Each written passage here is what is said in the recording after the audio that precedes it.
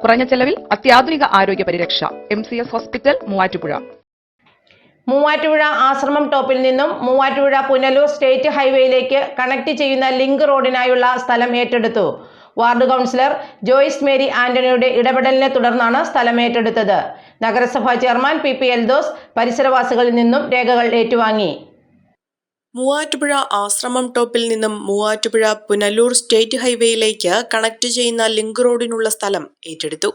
സ്ഥലത്തിന്റെ രേഖകൾ ward councillor Joyce Mary ആന്റണിയിൽ നിന്നും പരിസരവാസികളിൽ നിന്നും നഗരസഭാ ചെയർമാൻ PP എൽദോസ് ഏറ്റുവാങ്ങി.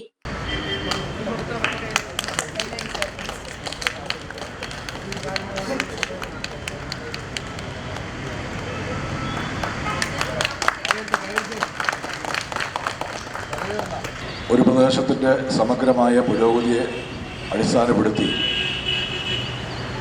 ഒരു പുതിയ റോഡ് രൂപകൽപ്പന ചെയ്ത് അതിനാവശ്യമായ സ്ഥലം പണം വാങ്ങി ശേഷം ആധാരം നടത്തി നഗരസഭയ്ക്ക് കൈമാറുന്ന ഒരു മഹനീയമായ ചടങ്ങാണ് ഇന്നിവിടെ നടക്കുന്നത്. സാധാരണഗതിയിൽ ഒരു റോഡ് സൗജന്യമായിട്ടൊക്കെയാണ് പലരും ഒക്കെ നടത്തി മുന്നോട്ട് പോകാറുള്ളത്. പതിവിന് വിരുദ്ധമായിട്ട് നാട്ടുകാർ ചേർന്ന് പണം സമ്പാദിച്ച് ആധാരം സ്ഥലത്തിന് പണം കൊടുത്ത് ആധാരം നടത്തി ഒരു സംഭവം എൻ്റെ അറിവിൽ ആദ്യമായിട്ടാണ്. അതിന് നേതൃത്വം കൊടുത്ത എൻ്റെ സഹപ്രവർത്തകരെ മുഴുവൻ, വാർഡ് കൗൺസിൽ ഉൾപ്പെടെ ഇവിടെയുള്ള മുഴുവൻ സഹോദരി സഹോദരന്മാരെയും നഗരസഭയ്ക്ക് വേണ്ടി ഞാൻ അഭിവാദ്യം ചെയ്യുന്നു.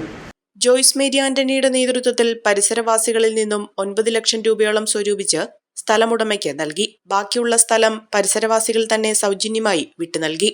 നാളുകളായുള്ള ഈ പ്രദേശത്തെ ജനങ്ങളുടെ ആവശ്യമായിരുന്നു ഈ ലിങ്ക് റോഡ്. 2010-15 കാലഘട്ടത്തിൽ PT തോമസ് MP ആയിരുന്നപ്പോൾ ഈ വഴിയുടെ പകുതി ഭാഗം ഏറ്റെടുത്ത് ടാർ ചെയ്യാൻ ശ്രമിച്ചുവെങ്കിലും ചില സാങ്കേതിക കാരണങ്ങളാൽ ശ്രമം ഉപേക്ഷിക്കേണ്ടി വന്നു. അദ്ദേഹം തുടങ്ങിവെച്ച ഉദ്യമമാണ് കൗൺസിലർ പുനരാരംഭിച്ചിരിക്കുന്നത്. ജോമോൻ നടുക്കുടി 5 ലക്ഷം, മഹേഷ് ശാസ്തമംഗലം 2 ലക്ഷം, രാജേഷ് ശാസ്തമംഗലം 2 ലക്ഷം എന്നീ തുകകൾ സ്ഥലം ഏറ്റെടുക്കുന്നതിലേക്കായി നൽകി. മങ്ങാട്ട് ബാഹുലയനും കാർത്യായനിയമ്മയും സ്ഥലം വിട്ടു നൽകി. ചടങ്ങിൽ ഈ വ്യക്തികളെ ആദരിക്കുകയും ചെയ്തു. ഈ റോഡിന്റെ പ്രാരംഭ നടപടികൾക്കായി 8 ലക്ഷം രൂപ അനുവദിച്ചിരിക്കുന്നതായി മൂവാറ്റുപുഴ നഗരസഭാ ചെയർമാൻ അറിയിച്ചു. ഈ റോഡിന് ഇന്ദിരാജി SH ലിങ്ക് റോഡ് എന്ന പേര് നൽകിയതായും കൗൺസിലർ അറിയിച്ചു.